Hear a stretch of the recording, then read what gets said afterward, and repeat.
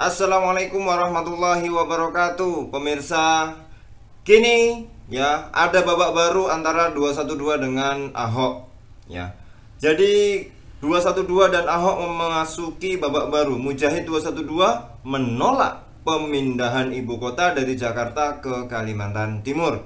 Selain itu, Mujahid 212 menolak Ahok menjadi kepala Badan Otoritas IKN, Ibu Kota Negara. Nah, kita lihat sikap penolakan itu disampaikan oleh Ketua Korlabi Damai Hari Lubis ya, yang mengatasnamakan Mujahid 212. Nah, sekarang yang perlu kita analisa, apa bedanya PA 212 dengan Mujahid 212? Apakah sama atau beda? Karena orangnya beda ya. Ini Damai Hari Lubis ya, Mujahid 212. Damai awalnya bicara mengenai anggaran yang besar terkait pemindahan ibu kota. Damai mengimbau agar Jokowi mendengarkan sejumlah saran dan masukan dari berbagai tokoh sebelum memindahkan ibu kota dan sebelum menghadap DPR. Nah, kalau kita lihat dari sini bahwa belum terlalu jelas ya, apa bedanya PA 212 dengan Mujahid 212. Walaupun sama-sama pakai merek 212, tapi kira-kira bedanya di mana? Nah, ini nanti kita cari ya. Damai lantas bicara mengenai sejumlah pemberitaan yang menyebutkan Ahok menjadi salah satu kandidat pimpinan ibu kota baru. Nah, Damai menolak Ahok menjadi pimpinan ibu kota lantaran rekam jejaknya selama di DKI ya. Jadi melihat ke belakang setelah di DKI seperti itu ya, Damai yaitu Ketua Korlabi Mujahid 212 menolak Ahok menjadi pimpinan ibu kota ya, Badan Otoritas ya, itu IKN, Ibu Kota Negara.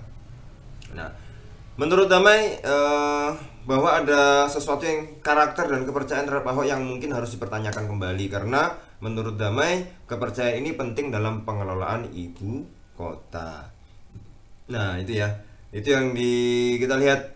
Berita selanjutnya juga ya, bagaimana kemudian Damai juga mendesak Menteri BUMN Erick Thohir mencopot jabatan Ahok dari Komisaris Utama Pertamina.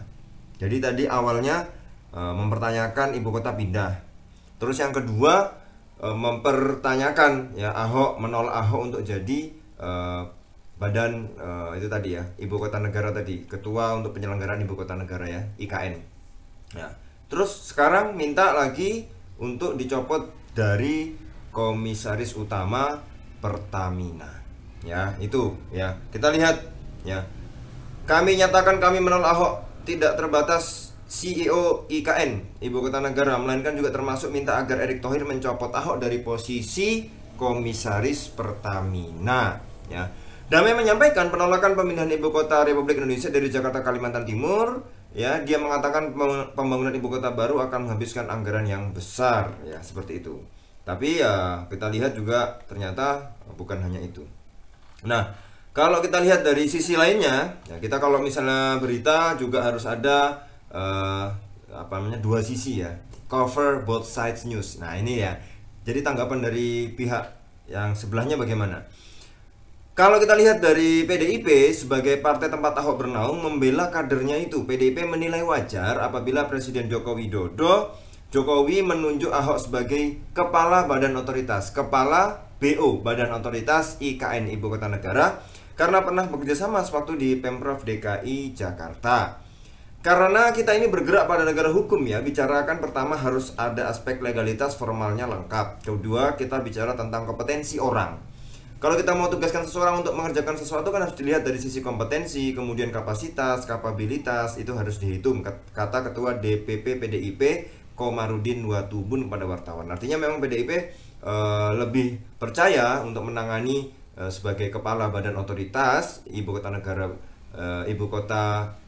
Negara ini kepada Ahok karena nilai kapasitasnya bagus, kemudian punya kemampuan dan berbagai macam tadi ya, yang menurutnya itu cocoklah pada sosok Ahok ya. Komarudin meyakini Jokowi akan menunjuk orang untuk ditempatkan menjadi kepala Badan Otoritas IKN yang sesuai dengan pemikirannya. Dia pun meyakini Jokowi memiliki catatan bagaimana kinerja Ahok. Nah, itu ya. Jadi kalau kemudian Presiden menunjuk Ahok ya itu wajar ya. karena itu hak prerogatif presiden mau menentukan siapa, ya gitu. Komarudin juga menganggap wajar jika ada pihak yang menolak Ahok dijadikan kepala badan otoritas IKN, namun dia mengingatkan penolakan tersebut tidak boleh subjektif. Loh, boleh ditolak tapi harus objektif ya, tidak boleh subjektif, kata Komarudin ya. Tapi kalau ada pro kontra ya biasalah, dalam demokrasi orang kan boleh berpendapat. Nah, itu ya. Kemudian Presiden Jokowi sebelumnya menyebut ada 4 kandidat. Kalau kita lihat bahwa Pak Jokowi ada 4 kandidat kepala badan otoritas IKN. Salah satunya Ahok. Untuk menunjuk kepala badan otoritas IKN ini, Jokowi akan menandatangani perpres. Kandidatnya ya ada yang nama kandidat memang banyak. Ada Pak Bambang, ada Pak Ahok, Pak Tumiono, dan Pak Azwar Anas, kata Pak Jokowi. Jadi ada 4 ini yang kemudian nanti akan diberi ruang untuk bisa menyelesaikan ibu kota negara baru di Kalimantan Timur. Nah, jadi kalau misalnya 212 ini 212 itu 2 Desember ya, 2 Desember kita lihat di situ munculnya 2 Desember karena ada beberapa kasus yang kemudian ingin dibela ya. Sekarang kalau 212 ini ada nggak erat kaitannya dengan yang dulu? Kenapa kok masih pakai merek 212? Ada nggak kaitannya dengan apa namanya 212 yang dulu? Kalau nggak ada ya jangan pakai 212 lah, kan masih banyak merek-merek yang lain, pakai 313, 345 atau apa 217, apa 199, apalah pokoknya ya. Karena kalau memang pakai merek atau istilahnya franchise 212 ya berarti harus ada kaitannya dengan 212 pertama kali awal muncul itu. Nah, karena sekarang kalau dulu munculnya karena mungkin faktor ada agama ya. Kalau sekarang 212 kemudian menolak segala macam, semua ditolak pokoknya segala macam ditolak. Nah, berarti ya ada urutannya dengan agama nggak? Yang tadi komisaris ibu kota negara, pemindahan ibu kota, tidak ada kaitannya semua dengan agama ya. Mohon maaf, jangan pakai merek 212 ya. Pakai merek yang lain lah, apa banyak segala macam ya, pakai banyak yang segala macam. Jadi ini juga harus kita lihat nanti apakah Mujahid 212 ini sama dengan PA 212 karena orang-orangnya berbeda nih ya. Orang-orang berbeda. Ada yang ini Mujahid 212, apakah itu pecahannya atau memang sayapnya, organisasi sayapnya, atau bagaimana kok pakai 212. Nah, PA 212 juga orang-orangnya tidak maksudnya berbeda juga ya, bukan ini. Apakah ini sama atau tidak, saya juga bingung ini. Saya juga bingung. 212 itu identik dengan pembelaan terhadap agama, katanya seperti itu. Tapi sekarang lebih cenderung politis kalau menurut saya, cenderung politis. Dan kemudian tidak ada urusan dengan agama karena semua yang ditolak tadi tidak ada urusan dengan agama ya. Jadi kalau 212 yang dulu tak ada urusan dengan agama, 212 yang sekarang tidak ada urusan dengan agama. Kemudian kalau kita lihat apakah sama Mujahid 212 dengan PA 212, itu juga harus kita teliti. Nah, kemudian ini kalau kita lihat ke depannya ya, bahwa 212 ini mengarahnya kemana. Nah, itu kan masih kita analisa ya. Kalau teman-teman punya ada pikiran atau beberapa tanggapan, bisa tulis di kolom komentar. Nah, menurut saya kalau tentang Ahok, apakah jadi kepala badan otoritas ibu kota negara ini, apakah Ahok cocok atau tidak ya, nanti akan dipertimbangkan. Presiden kan juga punya tim bagaimana bisa melihat segala sesuatunya. Karena ya, ketika pindah nanti ini membuat sesuatu yang akan dikenang ya, harus dengan sesuatu yang bagus, terencana, terperinci dengan detail. Maka ya tergantung bagaimana nanti presiden dengan hak prerogatifnya dan juga mungkin dengan timnya bisa melihat lebih jauh apakah sosok Ahok ini cocok atau tidak. Karena bukan hanya Ahok seorang, ternyata ada 4 orang, dan 4 orang ini nanti akan dipilih, digodok mana yang cocok, paling pas untuk bisa menjadi kepala badan otoritas ibu kota negara. Nah, kalau menurut saya sendiri sih yang mungkin cocok, mungkin enggak ya.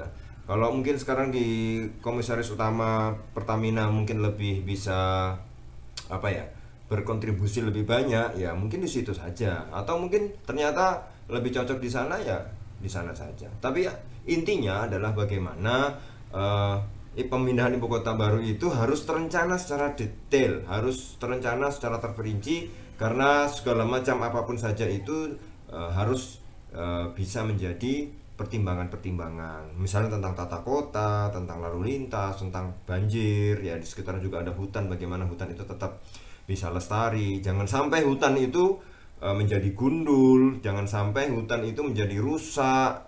Bagaimana bikin konsep agar ibu kota negara yang baru ini bisa sinkron dengan alam, ya sinkron dengan alam. Nah, ini bagus sekali ya, kalau bisa seperti itu bagus sekali. Jadi ya kami ini sebagai rakyat ya pengennya ya yang terbaik lah, yang terbaik. Bagaimana ibu kota negara baru itu ya juga bisa realistis, ya bisa mendongkrak perekonomian di Kaltim, sehingga apa, sehingga bukan hanya terpusat saja pembangunan itu di Jawa ya. Jadi di Kaltim juga butuh ya, kemarin ada tol ya, setelah sekian puluhan tahun baru ada tol ya di Kalimantan Timur ya. Nah makanya kalau mungkin ada pembangunan-pembangunan lagi, sehingga kita warga ya Kaltim ini semuanya bisa merasakan lah bagaimana pembangunan itu juga bisa merata di seluruh Indonesia. Baik para pemirsa, menjadi cerdas adalah pilihan. Kita ketemu lagi di video berikutnya. Assalamualaikum warahmatullahi wabarakatuh.